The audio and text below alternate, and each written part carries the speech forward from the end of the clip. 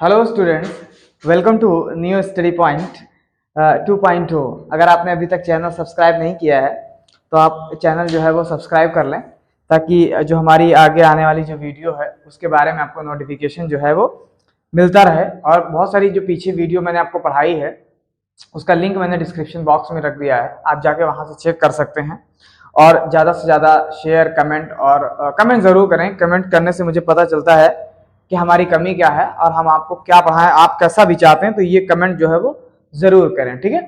तो आप जानते हैं कि मैंने डीएनए टॉपिक जो है, molecular basis of inheritance topic जो है वो चुन के रखा है, और हमारी जो वीडियोस है वो अपलोड हो रही हैं। आज जो हमारा टॉपिक है वो सैलिएंट फीचर ऑफ डीएनए से रिलेटेड है, ठीक है। यानी हम आज डीएनए के साइलेंट फीचर के बारे में पढ़ते हैं, क्योंकि अगर इस फीचर को आपने नहीं पढ़ा तो आप डीएनए के बारे में नहीं जान पाएंगे। क्योंकि डीएनए की जो बेसिक इन्फॉर्मेशन है, अगर उस इन्फॉर्मेशन को आप रीड कर लेंगे, अच्छे से समझ लेंगे, तो आगे आने वाले जितने भी पॉइंट्स हैं, जैसे लाइक जो डीएनए की जो सर्चिंग है, या आप ऐसे बोल सकते हैं डीएनए फिंगरप्रिंटिंग है, ह्यूमन जीनोम प्रोजेक्ट है, ठीक है, और सेंट्रल डोग्मा है, और आरएनए के कॉन्सेप्ट हैं। इन कॉन्सेप्ट को आपको समझने में बहुत आसानी होगी, थोड़ी सी नहीं बल्कि बहुत आसानी होगी। तो आज हम सबसे पहले डीएनए के कुछ फीचर्स को जो है, जो सामान्य फीचर्स हैं, उन फीचर्स को पढ़ते हैं। इसके पहले का जो वीडियो है मैंने उसमें डीएनए के 2-3 फीचर्स लिखे थे, लेकिन मैं उसको जल्दी यहाँ पे रिपीट करता हूँ, ठीक है, ताकि एकदम से सब एक साथ में हो जाए, ठीक है। नाउ वी शैल स्टार्ट, ठीक है। सबसे पहला जो पहला कमेंट है इस डीएनए के बारे में वो ये है कि डीएनए के बारे में अगर बात करें तो रहेगा it is made up of 2 polynucleotide chain. सबसे पहला पॉइंट क्या रखेंगे हम कि it is made up of 2 polynucleotide chain, ठीक है। यानी 2 पॉलीन्यूक्लियोटाइड चेन से जो डीएनए आपका है वो बना होता है। आप देखिए, आपके सामने मैंने ये डीएनए बना दिया है, ठीक है। आप देखिए यहाँ पे डीएनए में 2 स्ट्रैंड्स हैं, ठीक है। डीएनए में 2 स्ट्रैंड्स हैं, 2 श्रृंखलाएं हैं, आप देख सकते हैं यहाँ पे। तो इसलिए मैंने लिखा है कि it is made up of 2 polynucleotide chain. Clear. Second जो इसके अंदर कमेंट है, ठीक है, यानी तो आप इसको बोलेंगे it is also known as, इसको जाना जाता है, it is also known as DNA double helix, DNA double helix, ठीक। इसे डीएनए डबल हेलिक्स के रूप में जाना जाता है। Clear, understand. आप देख सकते हैं कि it is also known as DNA double helix, ये डीएनए डबल हेलिक्स के नाम से जाना जाता है। आप क्या लिखेंगे, दीज स्ट्रैंड्स, यानी जो दोनों स्ट्रैंड्स आपके हैं, दीज स्ट्रैंड्स, ये जो स्ट्रैंड्स हैं, these strands are complementary to each other. आप ऐसे लिखेंगे कॉम्प्लीमेंट्री, यानी एक दूसरे के पूरक हैं, कॉम्प्लीमेंट्री टू ईच अदर, एक दूसरे के ये क्या है, पूरक हैं। यानी अगर आपको डीएनए बनाना है तो दोनों स्ट्रैंड्स की आवश्यकता होगी। आप जानते हैं कि आरएनए जो है वो सिंगल स्ट्रैंड का होता है, लेकिन जो डीएनए है वो डबल स्ट्रैंड्स का होता है, और ये दोनों स्ट्रैंड्स आपस में क्या होते हैं, कॉम्प्लीमेंट्री होते हैं, दैट इज पूरक होते हैं। चौथा है कि both chains are anti parallel to each other, both strands are, यानी both strands are anti parallel, यानी बोथ स्ट्रैंड जो है वो एक दूसरे के विपरीत दिशा में चलते हैं, एंटी पैरेलल। जैसे एग्जाम्पल के तौर पे कि अगर एक 5 से 3 डायरेक्शन में चल रहा होगा तो दूसरा जो है वो 3 से 5 डायरेक्शन में चल रहा होगा, ठीक ठीक। ऐसे बोलेंगे आप 5 prime to 3 prime and 3 prime to 5 prime. Actually ये जो आपके सामने लिखा हुआ है ये नंबर ऑफ कार्बन एटम है, कि अगर 5 कार्बन से जुड़ रहा है या 3 कार्बन से जुड़ रहा है, क्योंकि ज्वाइनिंग 2 ही जगह से होती है, 3 जगह से होती है, एक 5 पे, एक 3 पे, और एक फर्स्ट पे होती है। तो फर्स्ट वाले की आपको बात है नहीं, ठीक है, ये ध्यान रखिएगा। अभी हम आपको बता भी रहे हैं, मैंने क्या कहा, दोनों स्ट्रैंड्स जो हैं वो क्या होते हैं, एंटी पैरेलल होते हैं। आप देखिए यहाँ पे मैंने 2 स्ट्रैंड्स बनाया है, अगर मैं इस स्ट्रैंड को लिखता हूँ 5 प्राइम तो इधर मैं लिखूंगा इसको 3 प्राइम, ठीक। अगर मैं इसको लिखता हूँ 5 प्राइम तो इधर मैं इसको लिखूंगा 3 प्राइम। तो आप देख सकते हैं कि दोनों स्ट्रैंड जो है वो आपस में क्या है, अपोजिट है, ठीक है, अपोजिट है, दैट इज एंटी पैरेलल है, और कॉम्प्लीमेंट्री। देखिए दोनों जो आपके स्ट्रैंड्स है दोनों आपस में क्या है, लिपटे हुए हैं। क्लियर। आगे देखेंगे कि both strands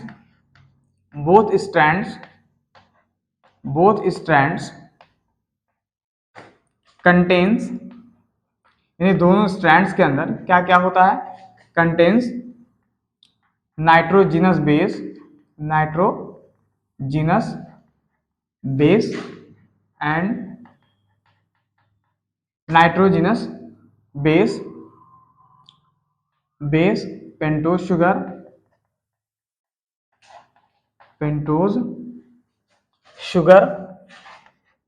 sugar and phosphoric acid, that is phosphate. आप ऐसे लिख सकते हैं, फॉस्फेट लिख सकते हैं, ठीक है, फॉस्फेट। तो इसी को तो हमने क्या कहा था, न्यूक्लियोटाइड कहा था। इसे अब तो कई बार रिपीट हो जाता है तो उसी को बोलते हैं क्या, पॉलीन्यूक्लियोटाइड हम बोल सकते हैं। ठीक है, ये है। ठीक है, आगे 6 पॉइंट देखिए, लिखा है कि backbone is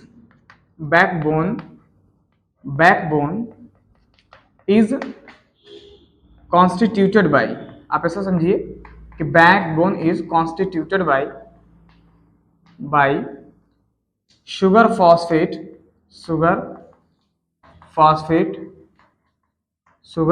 phosphate and base. ठीक, जो बैकबोन है डीएनए की, जो बैकबोन है वो शुगर फॉस्फेट एंड बेस से बनती है। ठीक है, ये ध्यान रखिएगा, बेस से बनती है। और आगे देखिए 7वां पॉइंट, यानी ये जो डीएनए की पूरी बैकबोन है वो किससे बनती है, शुगर फॉस्फेट और बेस से बनती है। ध्यान रखिएगा, बेस प्रोजेक्ट्स इनसाइड, ये इंपॉर्टेंट है, बेस प्रोजेक्ट्स इनसाइड, मैंने कल ही बताया था आपको।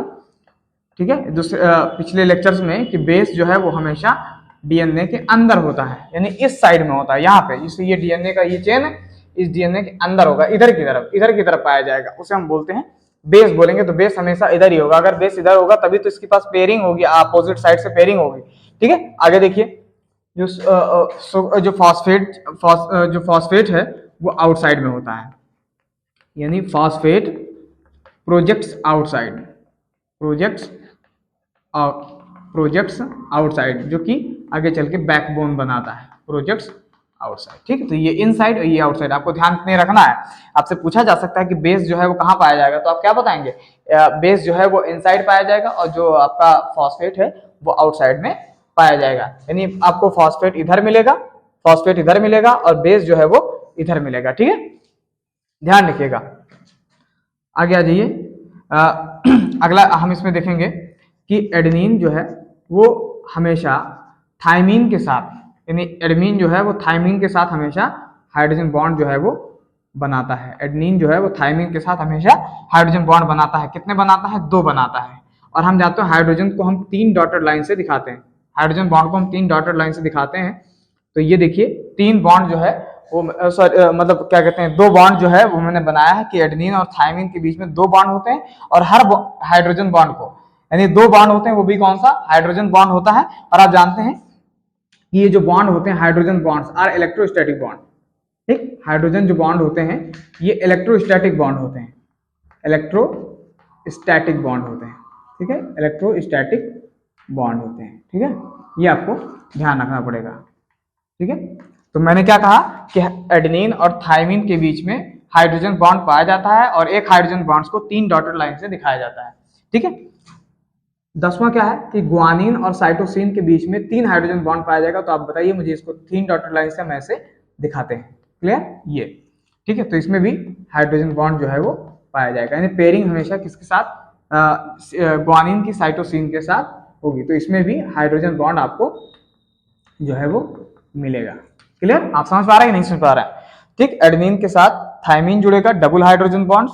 ठीक है, और ग्वानिन के साथ साइटोसिन जुड़ेगा, जिसको बोलते हैं ट्रिपल हाइड्रोजन बॉन्ड। ठीक है, ये ध्यान रखिएगा। आगे देखिए कि आगे 11 पॉइंट ये रहेगा कि प्यूरिन ऑलवेज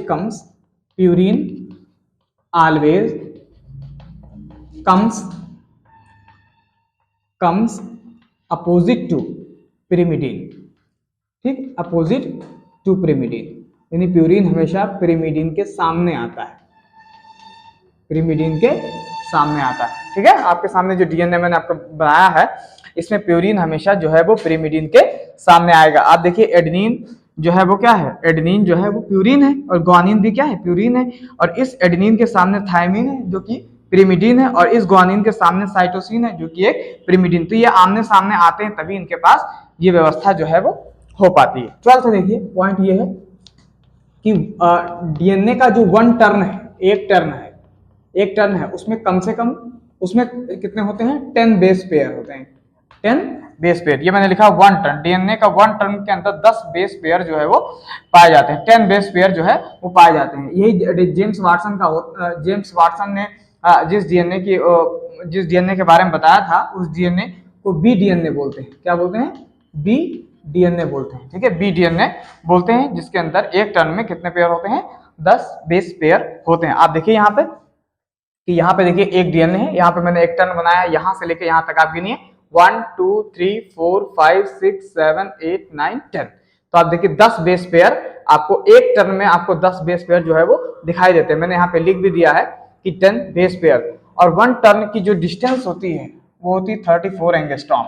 कितनी होती है, 34 एंगस्ट्रॉम। अब अगर हम देखेंगे कि इन दोनों के बीच में यानी दो बेस पेयर्स के बीच में कितनी दूरी होती है, तो आप बताएंगे कि यहाँ पे सर जी कितनी होती है, 3.4 एंगस्ट्रॉम। भाई 10 से इसको हम डिवाइड कर देंगे तो कितना आंसर आ जाएगा, आपका आ जाएगा 3.4 एंगस्ट्रॉम जो है वो होती है। ठीक है, थर्ड जो पॉइंट, नेक्स्ट जो आपका पॉइंट है कि जो डीएनए का जो डायमीटर होता है, डायमीटर का मतलब आपको मैं ऐसे बता रहा हूं, ये 20 एंगस्ट्रॉम होती है। कितनी होती है, 20 एंगस्ट्रॉम। आप देखिए कि ये जो मैंने बनाया है कि डीएनए की जो मतलब डायमीटर जो है वो आपका कितना है, 20 एंगस्ट्रॉम। यानी अगर हम ऐसे की बात करें 20 एंगस्ट्रॉम। आप देखिए कि अगर इस डीएनए के अंदर देखें तो आप देखिए यहाँ पे एक खांच पाई जा रही है, एक ग्रुप पाया जा रहा है। इस ग्रुप को बोलते हैं मेजर ग्रुप, क्योंकि ये बड़ी ग्रुप है इसलिए इसको हम बोलते हैं मेजर ग्रुप बोलते हैं।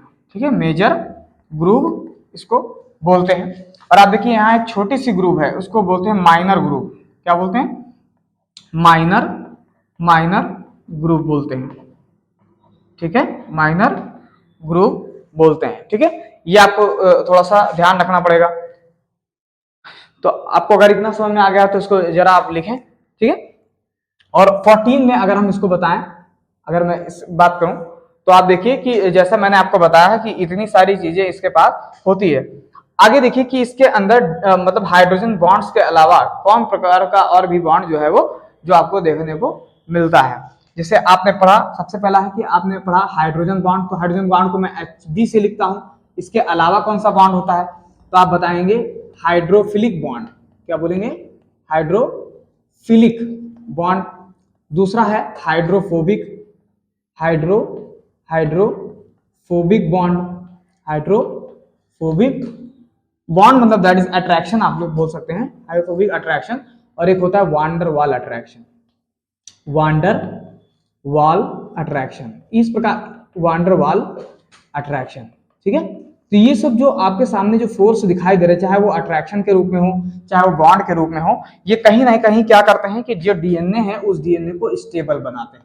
क्या बनाते हैं, स्टेबिलिटी प्रोवाइड कराते हैं, ताकि वो खूब ज्यादा क्वाइल्ड रहे और खूब ज्यादा जो है उसके अंदर ये टेंडेंसी रहे कि वो काफी स्टेबल जो है वो अपने आप को जो है वो बना के रखे। ठीक है, तो इतने सारे जो कैरेक्टरिस्टिक फीचर हैं वो डीएनए से रिलेटेड हैं, और आपको इतने फीचर कम से कम आपको जो है वो आने चाहिए। ठीक है, तो बाकी थोड़ी बहुत जो बात अगर बची होगी या बची है भी, लेकिन उसको हम थोड़ा थोड़ा आगे करके जो है वो आपको बताते रहेंगे। ठीक है, तो ये इसीलिए मैंने इसको लिख दिया था सैलिएंट फीचर ऑफ डीएनए की, एक ही बार में मैं सारा मामला खत्म कर दूं। ठीक है, तो आप देखिए कि मैंने डीएनए के कई जरा जल्दी फटाफट रिवाइज कर लेते हैं। मैंने बताया कि इसको सबसे पहला क्या है कि it is made up of 2 polynucleotide chain, ये 2 पॉलीन्यूक्लियोटाइड चेन का बना होता है। दूसरा, it is also known as DNA double helix, इससे डीएनए डबल हेलिक्स के नाम से भी जाना जाता है। और these strands are complementary to each other, दोनों स्ट्रैंड्स आपस में क्या होते हैं, एक दूसरे के पूरक होते हैं, यानी वो बिना एक दूसरे के कंप्लीट नहीं हो सकते। दोनों स्ट्रैंड्स जो है वो एंटी पैरेलल है, एक अगर 5 प्राइम से 3 प्राइम है तो दूसरा क्या होगा 3 से 5 प्राइम होगा। दोनों स्ट्रैंड्स जो है नाइट्रोजनस बेस पेंटोस शुगर और फॉस्फेट ग्रुप रखेंगे, जिसको हम न्यूक्लियोटाइड बोल देंगे। इसकी जो बैकबोन होती है वो सुगर, फॉस्फेट और बेस से बनती है। बेस जो है वो हमेशा अंदर की तरफ होता है, फॉस्फेट जो होता है वो हमेशा बाहर की तरफ होता है। एडेनिन और थायमिन के बीच में डबल हाइड्रोजन बॉन्ड्स पाए जाते हैं। ग्वानिन और साइटोसिन के बीच में ट्रिपल हाइड्रोजन बॉन्ड पाए जाते हैं। प्यूरिन हमेशा पिरिमिडीन के सामने आता है, या पिरिमिडीन हमेशा प्यूरिन के सामने आता है ताकि पेयरिंग हो जाए। ठीक है, जब आपस में पेयरिंग हो, दो बेस के बीच में पेयरिंग हो जाए तो उसको बोलते हैं base pair. One turn DNA के जो है वन टर्न डीएनए में 10 बेस पेयर जो है वो बनाता है। और जो जेम्स वाटसन ने दिया था वो बी डीएनए था। हाँ, एक चीज और इसके अंदर में हम भूल गए हैं, आगे इसमें लिख दीजिए कि राइट हैंडेड होता है, जो डीएनए होता है वो राइट हैंडेड होता है। ठीक है, राइट हैंडेड बी डीएनए, आप ऐसे बोलेंगे right handed B DNA. Diameter जो है वो 20 एंगस्ट्रॉम है। हाइड्रोजन बॉन्डिंग इसमें पाई जाती है। आप जानते हैं दो तीन बॉन्ड मैंने आपको बताया था। जैसे सबसे पहले मैंने बताया था कि भाई कोवेलेंट तो बॉन्ड रहेगा ही, सबसे पहले ग्लाइकोसिडिक बॉन्ड और दूसरा फास्फोडाइस्टर बॉन्ड। उसके अलावा हाइड्रोजन बॉन्ड, हाइड्रोफिलिक बॉन्ड या हाइड्रोफिलिक अट्रैक्शन जो कि वाटर लविंग स्पीसीज के बीच में होता है, हाइड्रोफोबिक जो कि वाटर हेटिंग स्पीसीज के बीच में होता है, वंडरवाल अट्रैक्शन जो कि मॉलिक्यूल्स के बीच में होता है। तो ये सब क्या करते हैं, ये मॉलिक्यूल को क्या बनाते हैं, यानी डीएनए के मॉलिक्यूल को क्या बनाते हैं, स्टेबल बनाते हैं। तो इसको आप थोड़ा सा अच्छा से रीड करिए। मेरे हिसाब से अगर ये क्वेश्चन आपके एग्जामिनेशन में आ जाता है, किसी भी एग्जामिनेशन में आ जाता है, तो आपसे छूटना नहीं चाहिए। ओके, ठीक है, तो इसको आप लाइक शेयर जरूर करिएगा इसको। ठीक है, थैंक यू।